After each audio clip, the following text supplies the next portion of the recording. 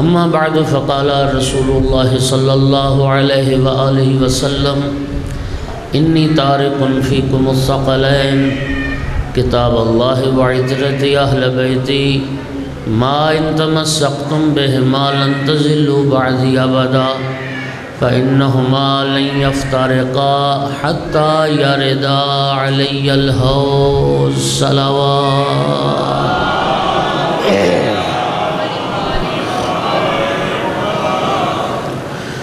سامعین گرامی قدر حاضرین مجلس، حدیث ثقلین کو میں نے موضوع کلام بنایا ہے۔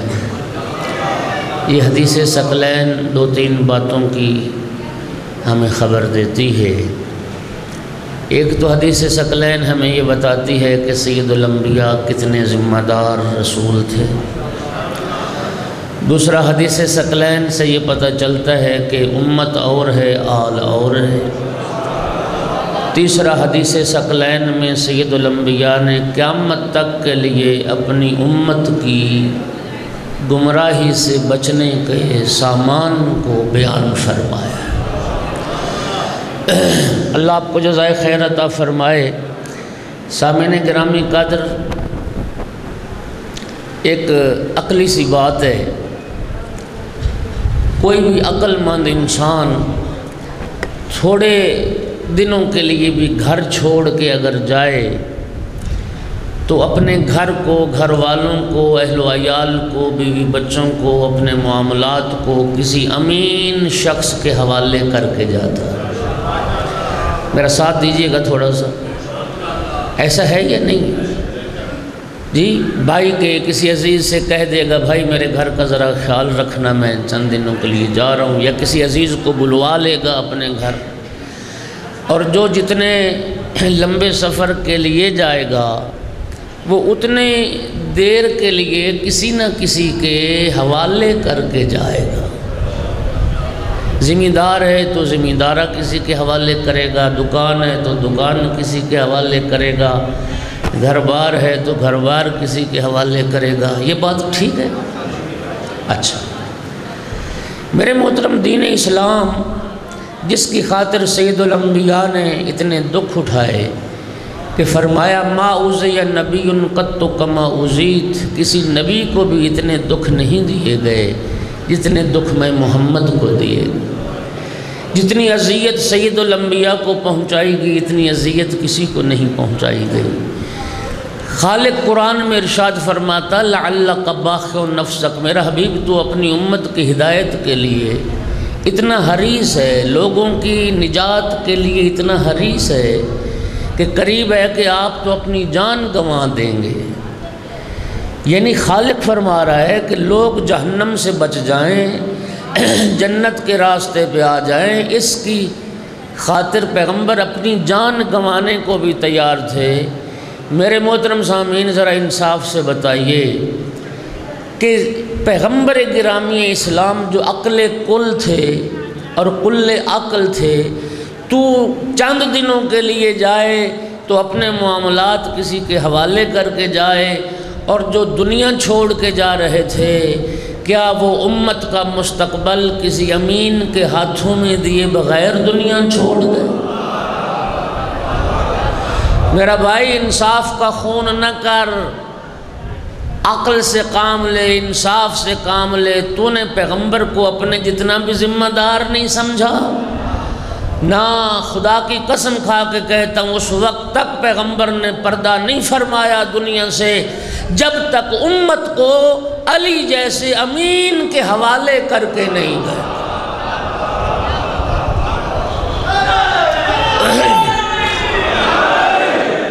اور یہ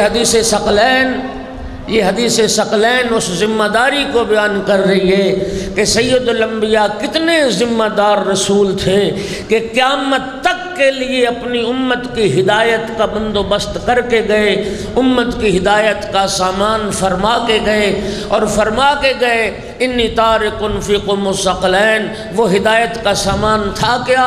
فرمایا دو چیزیں چھوڑ کے جا رہا ہوں جو بڑی گراں قدر اور وزنی چیزیں، ایک اللہ کی کتاب، دوسری میری اہل بیت۔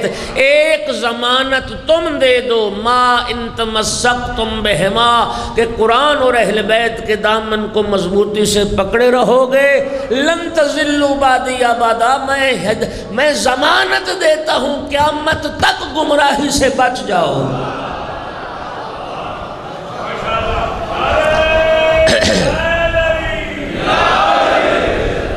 قیامت تک گمراہ نہیں ہونے پاؤ گے اگر قرآن اور اہل بیت کے دامن سے وابستہ ہو جاؤ۔ اور دوسرا حدیث ثقلین یہ واضح کر رہی ہے، امت اور ہے، اہل بیت اور۔ کیا فرمایا؟ انی تارکن فیکم، میں تمہارے درمیان چھوڑ کے جا رہا ہوں۔ معلوم ہوا جن میں چھوڑ کے جا رہے ہیں وہ اور ہیں، اور جن کو چھوڑ کے جا رہے ہیں وہ اور ہیں۔ جن میں چھوڑ کے جا رہے ہیں وہ ہے امت، اور جن کو چھوڑ کے جا رہے ہیں وہ ہیں اہل بیت۔ جن میں چھوڑ کے جا رہے ہیں ان کی گمراہی کا خطرہ ہے، اور جن کو چھوڑ کے جا رہے ہیں وہ قیامت تک ہدایت کی ضمانت ہے۔ اگر جن میں چھوڑ کے جا رہے تھے ان کی گمراہی کا خطرہ نہ ہوتا تو کیوں فرماتے لن تضلوا بعدی ابدا؟ اگر متمسک رہو گے میرے بعد گمراہ نہیں ہونے پاؤ گے۔ اس کا معنی یہ امت کے گمراہ ہونے کا خطرہ تھا، لیکن گمراہ امت کو ہر مرحلے پر جو راہ ہدایت دکھانے والی ہستیاں ہیں وہ پیغمبر کی آل ہے۔ ایک صلوات پڑھیے محمد و آلہ محمد کی ذات پہ بلاؤں۔ اللہ آپ کو جزائے خیر عطا فرمائے۔ اس لیے امیر المومنین نہج البلاغہ میں ارشاد فرماتے ہیں امت اور ہے، آل اور۔ علی فرماتے ہیں لا یقاس بعول محمد من هذه الامت احد، اس امت میں سے کسی انسان کا قیاس آل محمد کے ساتھ نہیں کیا جا سکتا۔ نہیں، آپ نے لطف ہی نہیں لیا۔ مولا علی فرما رہے نہج البلاغہ میں پوری امت میں سے ایک انسان بھی ایسا نہیں جس کا آل رسول کے ساتھ قیاس کیا جا سکے۔ اگلا جملہ بڑا خوبصورت ہے، کیوں؟ کیفا یسوی بہم من جرت نعمتہم علیہ ابدا۔ مفتی صاحب قبلہ نے نہج البلاغہ کے اس جملے کا جو ترجمہ کیا ہے نا وہ بڑا خوبصورت ترجمہ۔ میں ہمیشہ اپنے سامعین کی خدمت میں عرض کرتا رہتا ہوں، وشیعان امیر المومنین، ناز کیا کرو، اللہ رب العزت نے علی مولا کے صدقے میں نہج البلاغہ آپ کو عطا کیا۔ یقین کیجئے امام خمینی رضوان اللہ علیہ کا آج وصیت نامہ اٹھا کے دیکھو، امام خمینی کے وصیت نامے میں یہ جملہ ملے گا۔ انہوں نے اپنے وصیت نامے میں لکھا کہ ہمیں فخر ہے اس بات پر کہ نہج البلاغہ ہمارے مولا علی کا کلام۔ شہید مرتضیٰ مطہری نے اپنی کسی کتاب میں ذکر کیا کہ UK میں برطانیہ میں ایک لائبریری ہے، اور اس لائبریری میں صرف ایک کتاب رکھی ہوئی ہے اور وہ ہے نہج البلاغہ۔ ہائے ہائے۔ اچھا، لائبریری، جب لائبریری کا نام سنتے ہیں تو پھر ذہن میں آتا ہے کہ ہزاروں لاکھوں کتابیں ہوں گی، لیکن نہیں، ان انگریزوں نے قدر کی۔ ان کا یہ دعویٰ ہے کہ نہج البلاغہ وہ کتاب ہے جو لاکھوں کتابوں سے انسان کو بے نیاز کرتی ہے، اور یہ وہ واحد کتاب ہے کہ جس کتاب کے ہوتے ہوئے نہج البلاغہ کے مقابلے میں کوئی اور کتاب رکھنا یہ نہج البلاغہ کی توہین ہے۔ اغیار نے قدر کی۔ اس لیے میں کہتا ہوں شیعیان امیر المومنین، ہر شیعہ علی کے گھر میں نہج البلاغہ ہونا چاہیے۔ توجہ ہے یا نہیں؟ کیوں؟ اچھا، مجھے الحمدللہ بہت پرانے عزادار، میں جانتا ہوں جھنگ کے مزاج کو، سمجھتا ہوں، کچھ وقت میں نے گزارا ہے یہاں۔ مجھے ایمان سے بتاؤ کہ پرانے ذاکر، اس زمانے میں یہ آڈیو ویڈیو کی سہولت نہیں تھی، آج اگر پتہ چلے وہ پہلے پرانے ذاکر، ان کی سی ڈی ویڈیو مل رہی ہے، ہر بندے کی کوشش ہوگی نا کہ یار ان کی وہ سی ڈی حاصل کی جائے اور سنا جائے، یہ تمنا ہوگی یا نہیں؟ اچھا، اگر آپ کو یہ پتہ چل جائے کہ ایران میں، عراق میں، لبنان میں کسی جگہ مولا علی کی سی ڈی مل رہی ہے جس میں مولا علی خطبہ پڑھ رہے ہیں، بولو ہر مومن کی تمنا ہوگی کہ وہ سی ڈی حاصل کریں اور مولا کا خطبہ سنیں جس میں مولا علی خطبہ ارشاد فرما رہے ہیں۔ لیکن اس زمانے میں تو یہ سہولت تھی نہیں آڈیو ویڈیو، کاش اس زمانے میں ہوتی۔ لیکن میرے دوستو، اگر سی ڈی کی صورت میں وہ خطبات میسر نہیں، کتاب کی صورت میں تو میسر ہے۔ اور میرا بھائی، یہ نہج البلاغہ مولا امیر کے جو خطبات ہیں، یہ مولا علی کی وہی مجلسیں تو ہیں۔ اس زمانے میں خطبہ کہتے تھے، آج ہم مجلس کہتے ہیں۔ اگر اتنا عاشق ہے علی مولا کا تو مولا کے شیعہ کو چاہیے کہ پڑھے تو صحیح مولا علی کیسی مجلس پڑھا کرتے تھے۔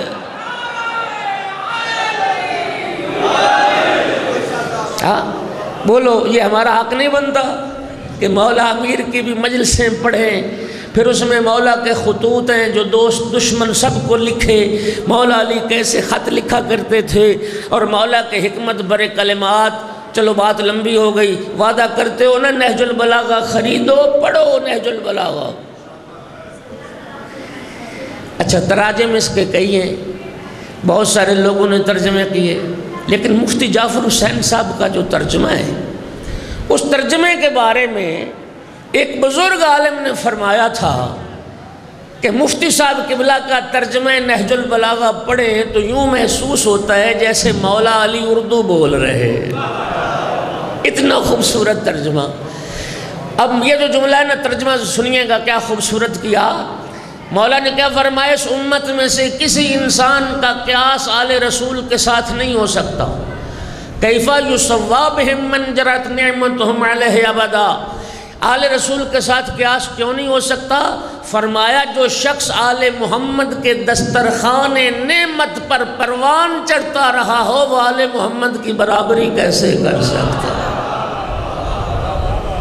وہ آل محمد کے برابر کیسے ہو سکتا ہے؟ ہم اساس الدین و عماد الیقین، یہ آل محمد ہیں جو دین کی بنیاد ہیں اور یقین کا ستون۔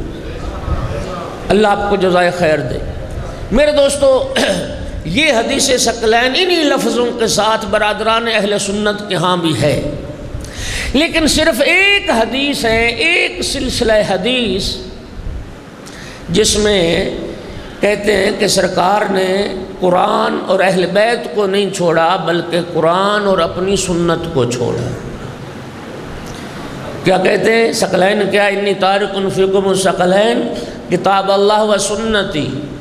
سرکار فرما کے گئے میں اللہ کی کتاب اور اپنی سنت کو چھوڑ کے جا رہا ہوں۔ میرے دوستوں، میں کہتا ہوں جھگڑنے کی ضرورت نہیں، مسئلے کو حل کرنا چاہیے۔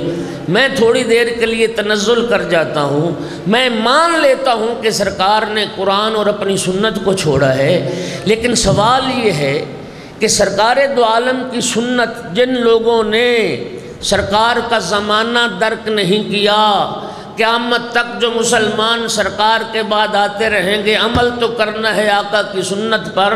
میرا سوال یہ ہے کہ ہمیں پیغمبر کے بعد کون بتائے کہ پیغمبر کی سنت کیا ہے؟ توجہ توجہ توجہ۔ ہم سرکار کے بعد کس سے پوچھیں سرکار کی سنت کیا ہے؟ اور جب بات سنت کی ہے تو سنت میں صرف یہ دیکھا جائے گا کہ پیغمبر کی مسواک کا سائز کیا تھا، یا یہ دیکھا جائے گا کہ امامہ مبارک کا رنگ کیا تھا یا شلوار کہاں پہنتے تھے؟ توجہ چاہ رہا ہوں میرے محترم، جب بات سنت کی ہوتی ہے تو سنت میں پتہ کیا آتا ہے؟ ساری سیرت، پیغمبر کا کردار، پیغمبر کی گفتار، پیغمبر کے افکار، پیغمبر کی سوچ، یہ ساری چیزیں سنت میں آتی ہیں۔ ہمیں بعد از پیغمبر اکرم کون بتائے کہ سرکار کی سوچ کیا تھی، سرکار کا عمل کیا تھا، سرکار کی پسند کیا تھی، سرکار کی ناپسند کیا تھی، یہ ساری باتیں ہمیں بعد از پیغمبر کون بتائے؟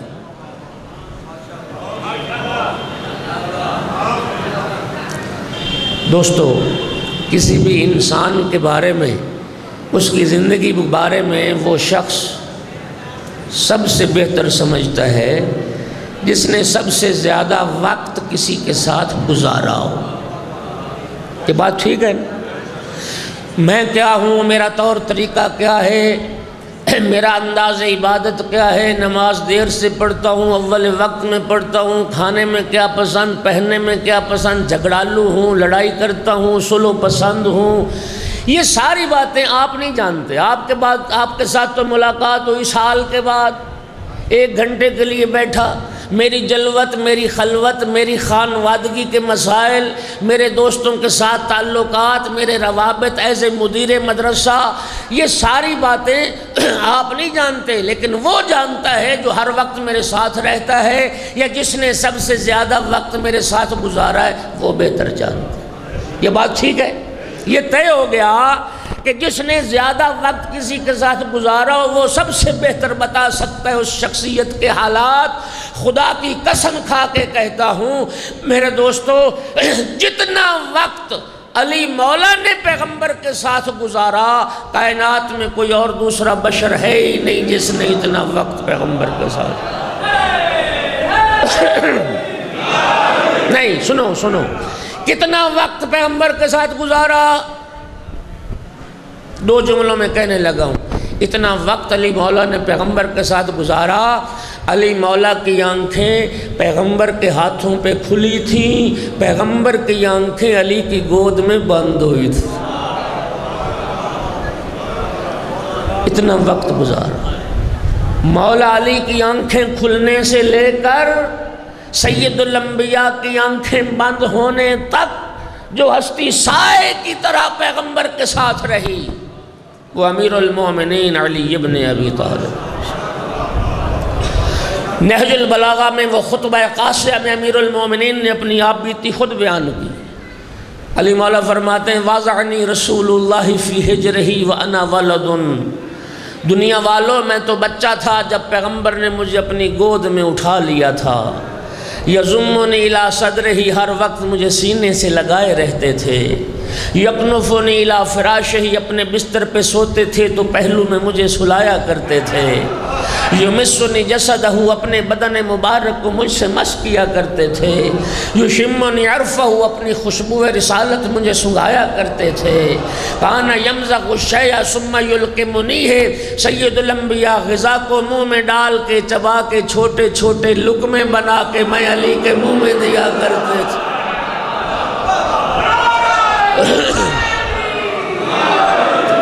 ما وجد علی قذبۃ فی قول ولا خطلۃ فی فعل۔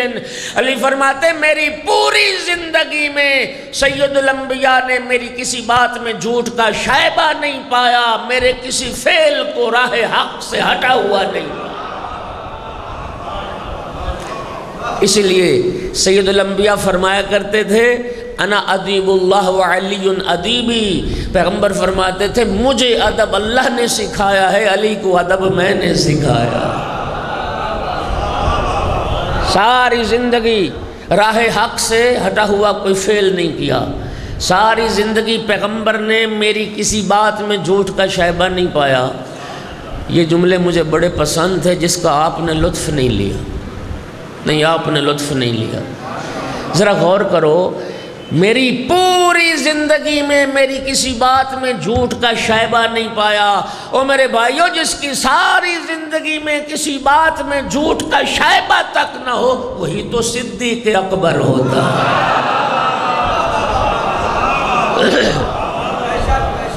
علی نے جو کہا جب کہا سچ کہا، جو کیا جب کیا حق کیا، معیار حق علی کی ذات۔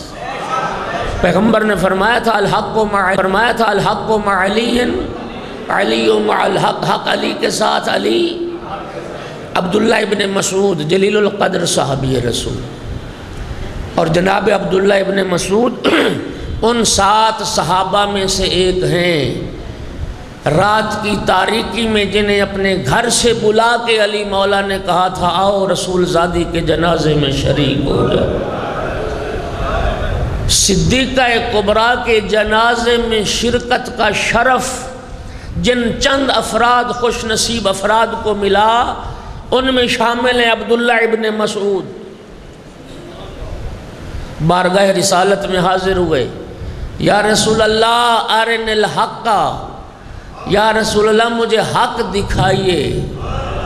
ہائے ہائے، سنتے تو ہمیشہ تھے حق، یہ نہیں کہا کہ حق سنائیے، فرمایا نہیں حق دکھائیے۔ سرکار نے فرمایا ابن مسعود اچھا حق دیکھنا چاہتے ہو تو حجرے میں داخل ہو جاؤ۔ ابن مسعود کہتا ہے میں جب حجرے میں داخل ہوا تو کیا دیکھا؟ علی ابن ابی طالب نماز ادا فرما رہا۔ ابن مسعود نے دیکھا کہ حق حق کی عبادت میں مصروف ہے، حق حق کی بندگی میں مشغول ہے۔ مولا امیر کو نماز پڑھتے ابن مسعود دیکھتا رہا، حق کا مشاہدہ کرتا رہا۔ امیر المومنین جب دعائے قنوت پہ پہنچے، ابن مسعود نے سنا علی دعا کر رہے تھے اللہم بحق عبدک و نبیک محمد اغفر لشیعتی، میرا اللہ تجھے تیرے عبد تیرے حبیب محمد کا واسطہ میرے شیعوں کے گناہ معاف کر۔ او شیعہ جان امیر المومنین، امام معصوم دعا کرتے، امام معصوم آپ کے گناہوں کی بخشش کی دعا کرتے۔ سید ابن طوس نے لکھا سامرہ میں سرداب مقدس جو زیارت کر چکے ہو، کہتے سحر کا وقت تھا، تہجد کا وقت تھا، یوسف زہرا امام صاحب العصر کی میں نے اس مناجات اور دعا کو سنا، اللہم انا شیعتنا خلقت من شعاع انوارنا، میرا اللہ ہمارے شیعہ ہمارے انوار کی شعاع سے پیدا ہوئے ہیں، قد فعلوا ذنوبا کثیرتا اتقالا علی حبنا، ہماری محبت کے بھروسے پہ گناہ کر بیٹھے، میرا اللہ میں دعا کرتا ہوں میرے شیعوں کے گناہ معاف کر۔ امام اپنے شیعوں کے گناہوں کی معافی کی دعا کریں، ہمیں بھی تو کچھ حیا تو کرنا چاہیے۔ امام کو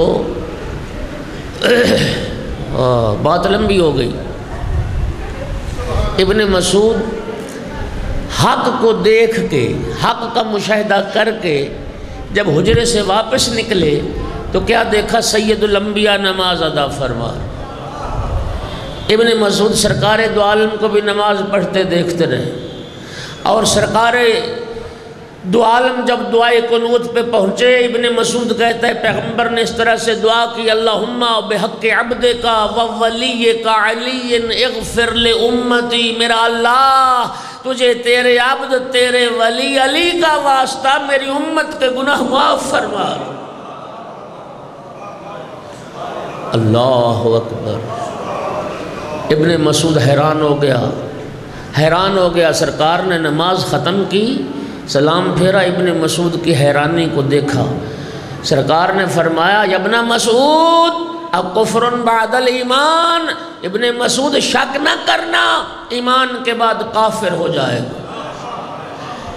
ابن مسعود عرض کرتا ہے یا رسول اللہ حیران تو اس لیے ہوں، علی مولا تو آپ کے وسیلے سے دعا کریں، لیکن میں حیران ہوں کہ آپ سید الانبیاء اور علی کا واسطہ دے کے دعا کرتے ہیں۔ فرمایا ابن مسعود سن، جب میرا بھائی علی بارگاہ رب العزت میں دعا کے لیے ہاتھ بلند کرتا ہے، اللہ کی کائنات پہ نگاہ کرتا ہے، میں محمد سے بڑا وسیلہ علی کو نظر ہی کوئی نہیں آتا جو خدا کی بارگاہ میں پیش کرے۔ اور ابن مسعود جب میں اللہ کی بارگاہ میں دعا کے لیے ہاتھ بلند کرتا ہوں، خالق کی کائنات پہ نگاہ کرتا ہوں، علی سے بڑا وسیلہ مجھے نظر ہی کوئی نہیں آتا جو خدا کی بارگاہ میں۔ اللہ کا ولی مولا، علی مولا، علی مولا، محمد کا وسیع مولا، علی مولا، علی مولا، تیرا مولا، میرا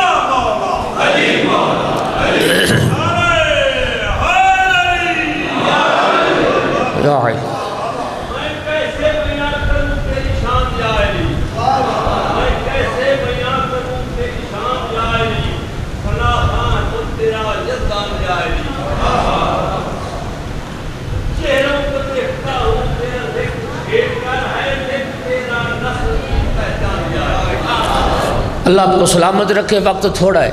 میں عرض کر رہا تھا کہ ہم نے عمل کرنا ہے سرکار کی سنت پر، لیکن رحلت پیغمبر کے بعد ہمیں کون بتائے پیغمبر کی سنت، جس نے سب سے زیادہ وقت گزارا ہو، اور مولا علی سے بڑھ کے اور کائنات میں ہے ہی کوئی نہیں جس نے اتنا وقت گزارا ہو جتنا مولا امیر نے۔ آنکھیں کھلی پیغمبر کے ہاتھوں پر، اور نہج البلاغہ میں وہ دوسرا خطبہ سرکار دو عالم کی رحلت کے موقع پر وہ موجود ہے۔ فرماتے ہیں وَلَقَدْ قُبِضَ رَسُولُ اللَّهُ وَإِنَّ رَأْسَهُ لَعَلَى صَدْرِي۔ علی فرماتے ہیں جب پیغمبر کی روح نے پرواز کیا تھا، سرکار کا سر مبارک میں علی کے سینے پر موجود۔ اب ایمان سے بتاؤ، مولا علی سے بڑھ کے کوئی جان سکتا ہے پیغمبر کی سنت؟ یہ قوم شیعہ کا دماغ خراب نہیں ہے، کسی پاگل کتے نے نہیں کاٹا کہ علی کے دروازے پہ سر جھکایا ہے، کوئی دکھاؤ تو صحیح علی جیسا۔ ہاں دماغ خراب ہے۔ ہم مولا علی کو چھوڑ کے پیغمبر کی سنت اس سے پوچھیں جو فتح مکہ کے بعد مسلمان ہوا۔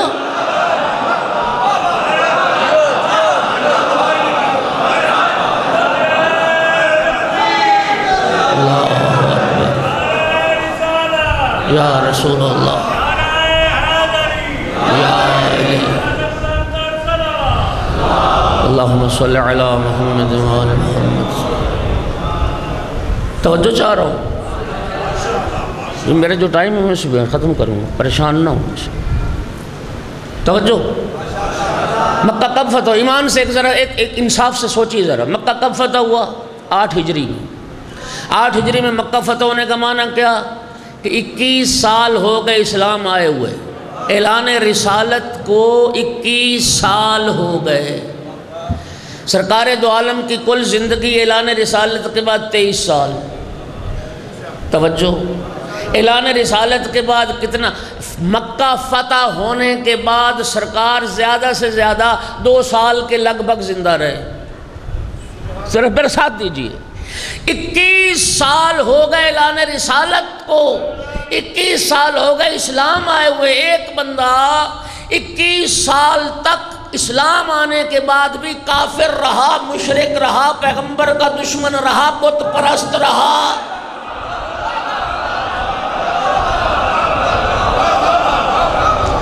ہاں، اور تلوار کو دیکھ کے جب جان جاتی دیکھ کے، گردن کٹتی دیکھ کے کلمہ اسلام زبان پہ جاری کر لیا، اور پیغمبر کی زندگی میں پھر صرف 2 سال اعلان رسالت کے بعد، فتح مکہ کے بعد 2 سال سرکار کا زمانہ ایمان کی حالت میں در کیا۔ اور مسلمانوں، خدا کے لیے انصاف کا خون نہ کر، اب بتا وہ بہتر جانتا ہے پیغمبر کی سنت جس نے سارا عرصہ کفر میں گزار دیا، یا علی جانتے ہیں پیغمبر کی سنت؟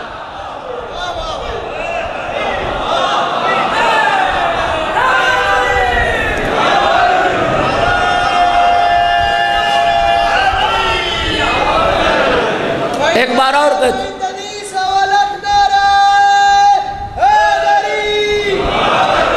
ایک بات اور بھی کہتا ہوں، بڑا ڈھنڈورا پیٹا جاتا ہے کاتب وحی کا۔ ایمان سے بتاؤ، 21 سال ہو گئے اعلان رسالت کو، اسلام آئے ہوئے، یہ سارا قرآن انتظار کر رہا تھا کہ یہ مسلمان ہو تو میں نازل ہوں۔ ان 21 سالوں میں بھی کوئی قرآن نازل ہوا یا نہ؟ اور اگر 21 سال تک قرآن نازل ہوتا رہا، وہ کون تھا جو 21 سال تک قرآن لکھتا رہا؟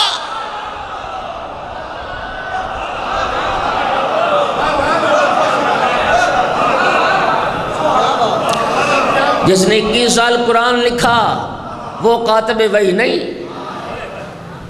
اور خدا جانتا ہے شریف لوگ جو ہوتے ہیں نا، امین خدمت گزاروں کو عہدے سے ہٹاتے نہیں۔ یہ الگ موضوع ہے، وقت میرا بھائی جو ہے نا وہ تنابیں کھینچ رہا ہے کہ وقت ختم ہو گیا۔ سنو میری بات، میرے پاس حوالے ہیں، میں ذمہ داری سے بات کر رہا ہوں۔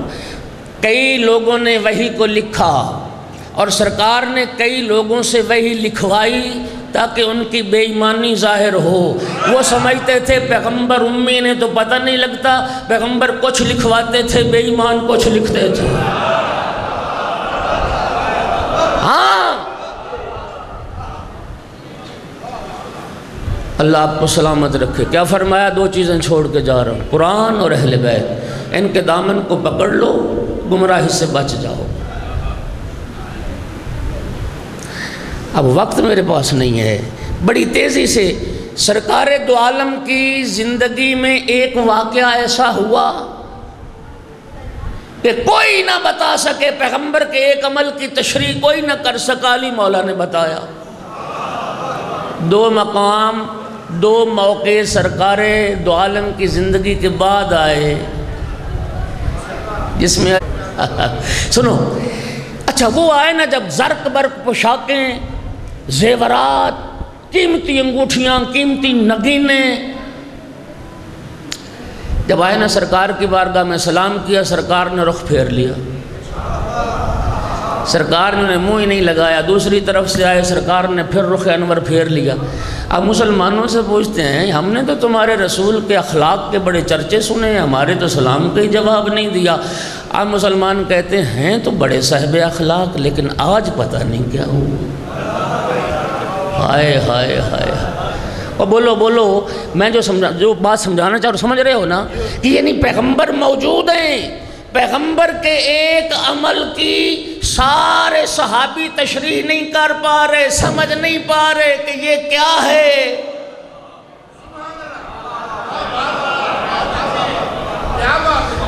اللہ اکبر۔ سب سے بڑے پادری کا ہاتھ سلمان نے پکڑا، اس دروازے پہ لایا جہاں سے مشکلیں حل ہوتی تھی۔ سلمان نے کہا، یہاں رہتی ہے وہ ہستی جو پیغمبر کے مزاج کو سمجھتی ہے، جو نبوت کے مزاج کو جانتی ہے، علی سے پوچھو کہ پیغمبر نے تمہارے سلام کا جواب کیوں نہیں دیا۔ امیر المومنین تشریف لائے، یا علی ہم نے سلام کیا، رسول نے جواب ہی نہیں دی۔ سرکار نے ان کے حلیے پہ نگاہ کی، حلیے پہ آقا نے فرمایا یہی لباس پہن کے گئے تھے، اسی حلیے میں گئے تھے جی، اسی حلیے میں۔ سرکار نے فرمایا تم تو پادری ہو، تم تو راہب ہو، تم تو تارے کے دنیا ہو، تم تو زاہد فی دنیا ہو، تم تو ٹاٹ اور بوریے کے لباس پہنتے ہو، یہ کیا ڈرامہ بنا رکھا ہے، ڈھونگ رچا رکھا ہے، جاؤ اپنے یہ لباس اتارو، اصلی لباس پہن کے جاؤ، پھر دیکھنا جواب ملتا ہے یا نہیں ملتا۔ اب جو گئے سلام کیا، سرکار نے استقبال بھی کیا، سرکار نے ان کی میزبانی فرمائی۔ اور میرا بھائی یہ واقعہ کیا بتا رہا ہے؟ جو مسلمان پیغمبر کی زندگی میں پیغمبر کے ایک عمل کی وضاحت نہیں کر سکتے، ہمارا دماغ خراب ہے۔ پیغمبر کی زندگی کے بعد ان سے پوچھیں کہ پیغمبر کی سنت کیا۔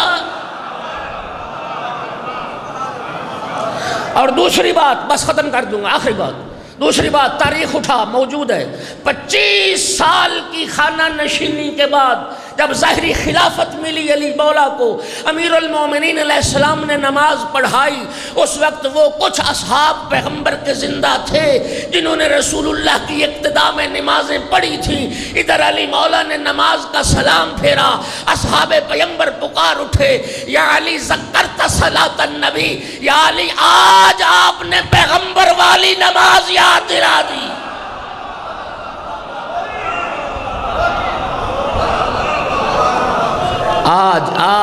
آج ہم نے پیغمبر والی نماز پڑھی۔ یہ روایت کیا بتاتی ہے؟ یہ روایت بتاتی ہے کہ پیغمبر کی سیرت، پیغمبر کی سنت، پیغمبر کے طریقے کو اگر محفوظ رکھا تو علی ابن ابی طالب نے۔ میرا دوست جھگڑا ختم ہو گیا، حدیث ثقلین میں لفظ اطراتی اہل بیتی آیا ہو تب بھی علی کے دروازے پہ آنا پڑے گا، سنتی آیا ہو تب بھی علی کے دروازے پہ آنا۔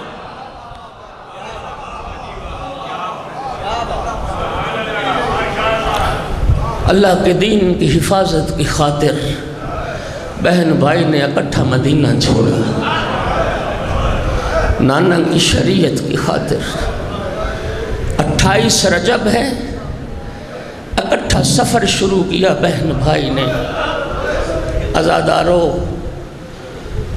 عصر عاشور کربلا میں پہنچ کے بھائی کا سفر ختم ہو گیا، لیکن بہن کا سفر جاری رہا۔